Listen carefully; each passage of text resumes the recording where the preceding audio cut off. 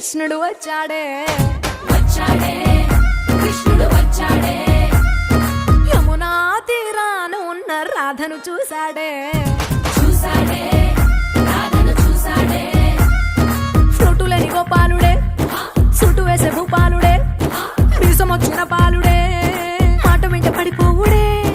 కటిక చీకటిలో కన్ను కడతాడే వెన్న ముద్దలని వెంట పడతాడే కోల చేస్తాడే కాలమేస్తాడే మాయలోడు వీడే